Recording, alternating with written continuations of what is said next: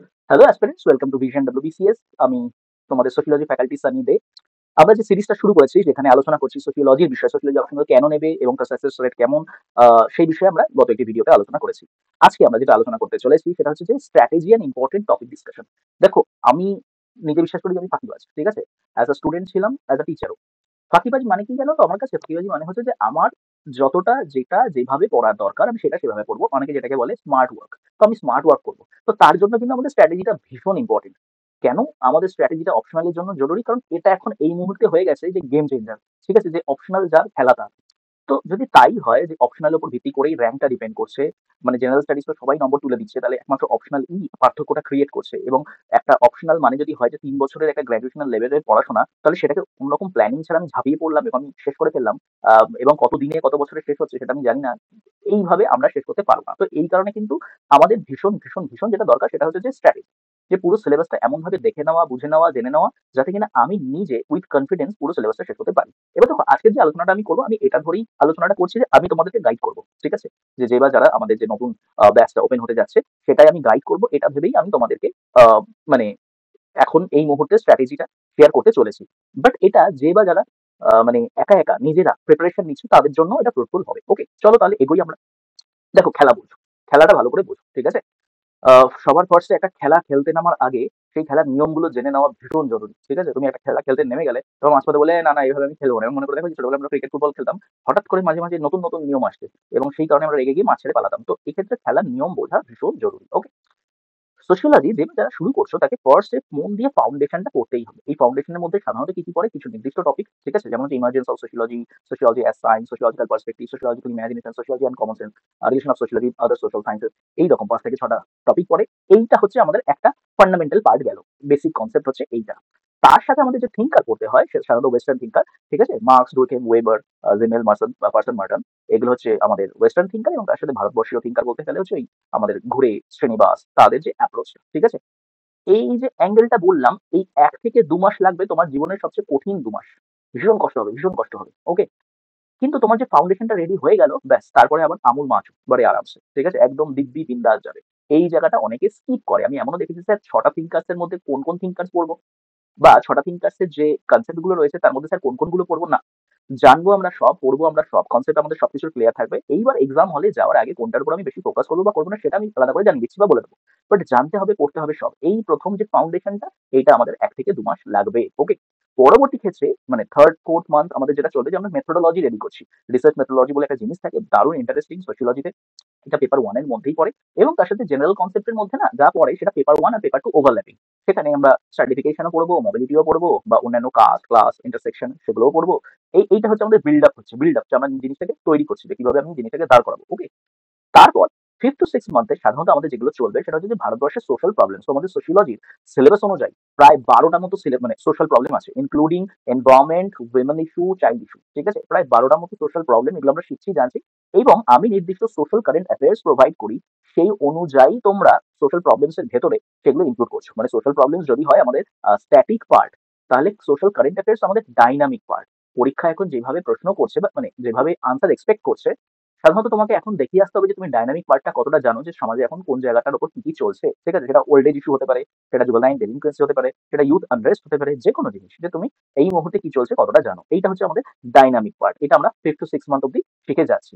আর তার পরবর্তী ক্ষেত্রে মানে রিভিশন, মানে যখন সেশনটা শেষের দিকে প্রত্যেকটা টপিকের উপর ভিত্তি করে তো আমাদের আনসার রাইটিং মক চলবেই এবং লাস্টে ফুল মক টেস্ট, ৩টে ফুল মক টেস্ট, অর্থাৎ টপিক ওয়াইজ মক টেস্ট তার সাথে ফুল মক টেস্ট। এইটা গেল হচ্ছে আমাদের টোটাল খেলা। এইভাবে আমরা শিখবো। যে বা যারা একটা স্টেজ বা একটা স্টেপ মিস করবে, খেলা থেকে কিন্তু বাতিল হয়ে যাবে। ঠিক আছে? তাহলে এই জায়গাটা আশা করি তোমাদের কাছে ক্লিয়ার। ওকে? এবার যদি আমরা আসি যে PYQ যদি একটু নিয়ে বসি, কোন জায়গার উপর সবথেকে বেশি প্রশ্ন এসেছে?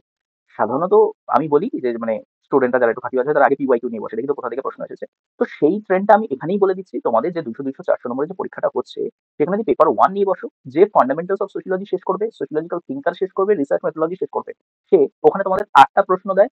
৮টার মধ্যে তোমাকে ৫টা প্রশ্ন লিখতে হবে। গ্রুপ A থেকে ৩টে আর হচ্ছে গ্রুপ B থেকে ২টো। ৩, ২, ৫টা লিখতে হয়। তো এখান থেকে প্রশ্ন দেবে হচ্ছে টোটাল ৫টা, এখান থেকে প্রশ্ন দেবে টোটাল ৩টে। ৫টার মধ্যে ৩টে লিখতে হবে, ৩টার মধ্যে ২টো লিখতে হবে। ঠিক আছে? এবং প্রত্যেকটায় নাম্বার থেকে ৪০। সবগুলো নিয়ে আরো ডিটেইলে আলোচনা করব। কেন ৪০ স্যার? দেখে ভয় পেয়ে গেলাম স্যার। ইতিহাসের মতো কত পাতা লিখতে হবে স্যার? সবই আলোচনা করব। কিন্তু এই যে গল্পটা আপাতত এলাম যে এই তাহলে 5টা প্রশ্ন আর এই যে 3টে প্রশ্ন, এই 5 3 8টা প্রশ্নের মধ্যে দেখতে পারবে যে fundamentals of sociology, social thinkers, research method, এই 3টে যে বা যারা পড়ে গেছে তারা 5টার মধ্যে 4টে প্রশ্ন কমন পাবেই পাবে, শিওর শট। তার মানে 4 × 40 160 নম্বর সে পেপার 1 থেকে কমন পাচ্ছেই পাচ্ছে।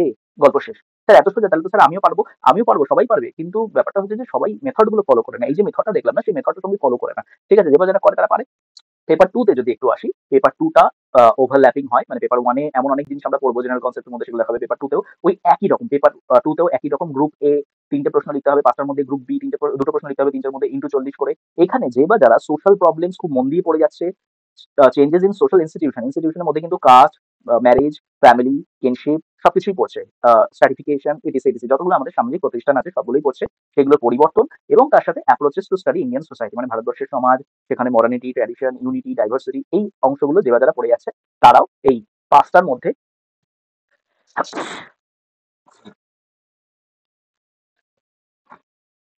4টে প্রশ্ন কিন্তু কমন পাচ্ছেই পাচ্ছে। তাহলে আবারও ওই 160, অর্থাৎ জাস্ট এই মেথোডোলজি যদি কেউ ফলো করে তাহলে সে 400-র মধ্যে 320 কমন পাচ্ছেই। তাহলে স্যার বাদবাকি 80-র জন্য, বাদবাকি 80-র জন্য তাহলে আমরা পড়াশোনা করি।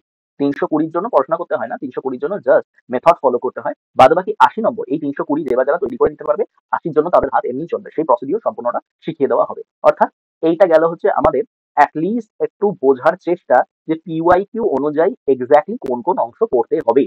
দেখো নিচে একটা লাইন লিখেছি, কোয়েশ্চেন্স রিপিট উইথ ভেরিয়েশন। যে কথাটা কিন্তু আমি আগের ভিডিওয়ে বলেছিলাম যে প্রশ্ন শক্ত, উত্তর সহজ, আবার উল্টোটা যে হচ্ছে প্রশ্ন সহজ উত্তর কঠিন। একটু যদি এই ভিডিওটা দেখে নাও, একদমই তাই। তাই কনসেপচুয়ালি যে স্ট্রং থাকবে, প্রশ্ন ঘুরিয়ে দিক না, কোনো অসুবিধা নেই, প্রশ্ন যত খুশি ঘোরা, আমি ঠিক লিখে দিয়ে আসতে পারবো। ওকে, সোর্সেস এন্ড ম্যাটেরিয়ালস কি পড়বো, কোথা থেকে পড়বো? দেখো আমার কাছে যে বা যারা পড়ে সাধারণত সমস্ত মানে যতগুলো বই আছে, ভালো বাংলা বই, ইংলিশ বই, তার কম্পাইলেশনই সাধারণত স্টাডি ম্যাটেরিয়াল হিসাবে তাদেরকে দেওয়া হয়। তাদেরকে বলে দেওয়া হয় আর কোনো বই পড়ার দরকারই নেই। তোমরা যদি অনেকে কেউ যদি সেলফ মানে স্টাডি করতে চাও, তাহলে সেক্ষেত্রে বইয়ের লিস্টের আলাদা ভিডিও দেওয়া হবে যে এই বইগুলো তোমরা পড়ে নিতে পারো। সেক্ষেত্রে বেশ এক একটা বইয়ের সাইজই দেখবে প্রায় এরকম টাইপের। ঠিক আছে, সেটা গেডেন্স হোক বা হ্যালম্বা সলমন হোক বা হ্যালম্বাস অ্যান্ড হ্যারোল্ড হোক বা হচ্ছে এসেনশিয়াল সোশিওলজি হোক, রেডজার হোক, যাই নাম বলি না কেন, ঠিক আছে, বা Ram Ahuja social problems of India হোক, ওকে, এনিথিং।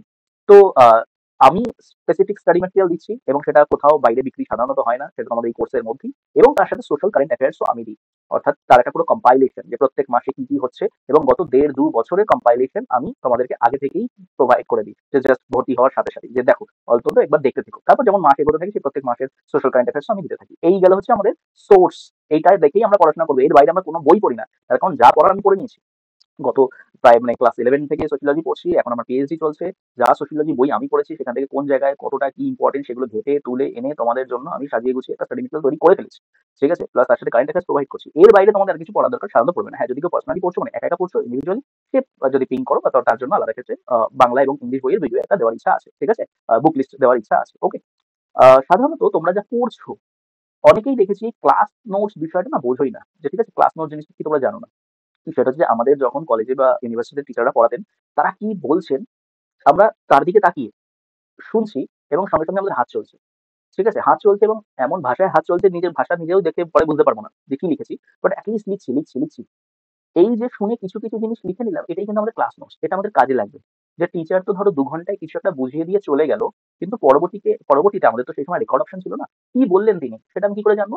সেটা আমি এইভাবেই জানবো, আমার ক্লাস নোটটা খুললে আমি আমার ওই হিব্রু ভাষায় লেখা ওটা দেখেই আমি বুঝতে পারবো যে এই ক্লাসে গত 2 ঘন্টায় কি আলোচনা হলো। তাহলে আমার জীবনের প্রত্যেকবার 2 ঘন্টা সময় বাঁচবে, আমি জাস্ট ক্লাস নোটটা খুললেই দেখে নেবো বা বুঝে যেতে পারবো যে স্যার সেদিন ক্লাসে কি পড়িয়েছিলেন। এই ব্যাপারটা কিন্তু খুব ইম্পর্টেন্ট।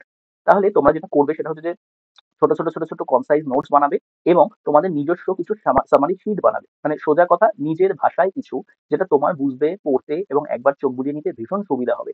এই জিনিসগুলোই কিন্তু তোমাকে অন্যদের থেকে আলাদা করে তুলবে। ঠিক আছে, সেলফ মেড সামারি শিটস আর কি, যে সবাই স্টাডি ম্যাটেরিয়াল পড়ছে বা আমার কাছে ভর্তি হচ্ছে, সবাই কারেন্ট অ্যাফেয়ার্স পাচ্ছে, সবাই রাইটিং প্র্যাকটিস করছে, তো তুমি আলাদা করে কি করছো? হ্যাঁ, অবশ্যই আমি মক নেবো, সেখানে ইভ্যালুয়েট করাবো, মানে তোমার লেখা জিরো টু হিরো বানানোর চেষ্টা করবো, কিন্তু তার সত্ত্বেও তোমার নিজস্ব যে খাটনি সেটা যেন সবসময় থাকে। ওকে, ওটা ছাড়া কিন্তু কিছু হবে না। তাহলে মোটামুটি এটা যদি ক্লাস হয় যে স্ট্র্যাটেজি, যে আমরা কিভাবে এগোবো, আহ, তাহলে আমার মনে হয় যে আবার যে বিষয়টা একটু ঝালিয়ে নিই, যে প্রথম দিন থেকেই আমরা কনসেপ্টের উপর ক্লাস করব, যে শুধুমাত্র মুখস্থ করছি এমন নয়। নিজস্ব ক্রিস্প নোটস তৈরি করতে হবে আমাদের, বারবার বারবার বারবার সেটা রিভাইজ দেবো যখনই সুযোগ পাবো। সেগুলো টপিক শেষ হলেই তোমাদেরকে কিভাবে প্র্যাকটিস করাবো সে খাতা আমাদের তোমাদেরকে শুধু যেটা করতে হবে, ভাবনা চিন্তা একটা বদল আনতে হবে। ঠিক আছে, আমি তোমাদেরকে একটা এক্সাম্পল দিচ্ছি যে এই ভাবনা চিন্তার বদলটা না হঠাৎ করে আসে না। অনেকের মানে ভাবনা চিন্তায় বদল আনার জন্য বা to think like a sociologist তোমাকে সোশিওলজি পড়তে হয় না। অনেকের মধ্যে এটা ইনবিল্ড থাকে। আবার এমনও দেখা গেছে যে সোশিওলজিতে এমএ করে নিয়েছে, পিএইচডি করছে কিন্তু তার চিন্তাভাবনাটা লেম্যানদের মতো। ঠিক আছে? তো এই একটা জিনিস তোমাদের কাজ করতে হবে, নিজেদের উপর কাজ করতে হবে, নিজেদের ভাবনা চিন্তার উপর কাজ করতে হবে। ঠিক আছে? তার সাথে আমাদের রাইটিং প্র্যাকটিস চলবেই এবং রাইটিং প্র্যাকটিসের সাথে সাথে কারেন্ট অ্যাফেয়ার্স গুলোকে কিভাবে তার মধ্যে ঢোকাতে হবে সেই বিষয়টাও তোমাদের শিখিয়ে দেওয়া হবে। ওকে? তাহলে আশা করি আমরা মোটামুটি বুঝতে পারলাম যে আমাদের স্ট্র্যাটেজি আর ইম্পর্টেন্ট টপিক কি কি ছিল। ওকে? এক তো সাফল্য পাওয়ার আগের ছবি, সাফল্য পাওয়ার পরের ছবি। ঠিক আছে? এটা হচ্ছে আমাদের নতুন ব্যাচ ওপেনিং এর ছবি। পরবর্তীতে এখানে যদি মানে মানে পরের বছর হয়তো এরকম একটা ভিডিও বানাবো, সেখানে যদি তোমরা নিজেদের ছবি দেখতে চাও তাহলে অবশ্যই ব্যাচে এনরোল করে নিও। যা ডিটেইল আছে তোমরা এই ফোন নাম্বারে মেসেজ করে, ফোন করে জেনে নিতে পারো, হোয়াটসঅ্যাপে মেসেজ করে। ঠিক আছে? পরবর্তীতে আমরা কোন কোন টপিক নিয়ে আলোচনা করবো সেটা তোমাদের সামনে রইলো।